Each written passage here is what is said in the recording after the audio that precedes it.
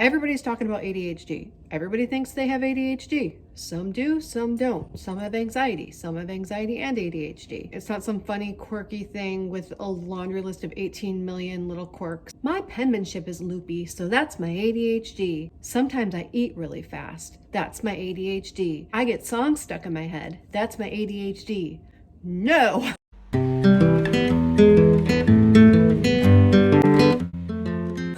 It's so crazy. I love people talking about and embracing their quirks. It doesn't need a diagnosis though. So the ADHD brain has a hard time regulating shifts of focus and attention. And people with ADHD sometimes get really stuck on one thing and they can't shift out of it, or they too easily shift spazily to all the different things. I say that lovingly. A lot of people with anxiety have that type of brain where they're going to get either stuck in something or they're going to spastically try to go in a different direction with their focus. And a lot of times they both co-occur. In a lot of people who have anxiety, ADHD medicine actually does help them. I'm telling you that based on what people are telling me. I'm not a med manager. It stimulates the brain, so it allows the brain to stay focused on something when need be, and it allows the brain to move and shift to something when need be in a regulated way and not a reactive way. People with anxiety, their brains get stuck in certain loops that usually have an emotional quality to them, rumination or obsession, or just not being able to shift to the possibility that something isn't catastrophic. Something like that. People with anxiety also shift reactively away from their internal experience, like, I'm feeling icky, so I got to seek reassurance, or I got to wash these dishes now, or I want to change the subject, or something like that. People with just anxiety that don't have ADHD, their brains only get stuck or really reactively avoidant with content that's distressing. People with ADHD get stuck or reactively avoidant with anything in any context. They have the same neurology to a certain extent, but the ADHD being stuck or being reactive with the attention isn't because it's managing distress.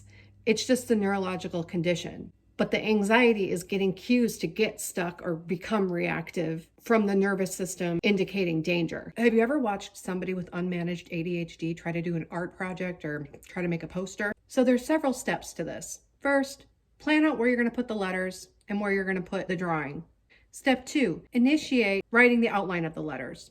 Step 3, coloring in the letters. Step 4, initiate doing the outline of the design. Step 5, color in the design. And there's like a million steps in between. Stop there and go to the next letter. Continue doing that letter, stop there, go to the next letter. Put the cap back on the marker. Switch colors of the marker. Initiate doing the next letter. The person with ADHD is going to get stuck and have a hard time shifting to the next thing and initiating the next thing. They might be coloring the same thing over and over and over and over, and it looks like they're just wasting a bunch of time, and it looks like they just have a hard time with planning. They have a hard time with initiating the next thing. Or they're all over the place. They do one letter and then they do this outline, and then they're going to start the border, and halfway through they're going to remember that they needed to do something else. You get the idea of what it looks like. Now, watch somebody with anxiety making an art project or a poster. It's going to look exactly the same, except their perseveration or doing the same thing over and over and over might be because of perfectionism, and they want to get it just right. It looks like they can't plan and allot their time adequately, but really they can't shift to the next thing because they're just trying to get this perfect, and they can't tolerate the uncertainty or the imperfection of it being slightly slanted in order to initiate the next thing. Or the whole thing is really dysregulating for them, and their way of managing that is to kind of go a little bit of this, and then, oh, if that's not perfect, I'm going to do this. And if that's not right, I'm going to go do this. But you know what? Both the ADHD person and the anxious person look the same when they're doing the poster. They might even have similar neurology. They just have a different psychological impetus for engaging in their behavior. I hope that makes sense. Okay, have a good one.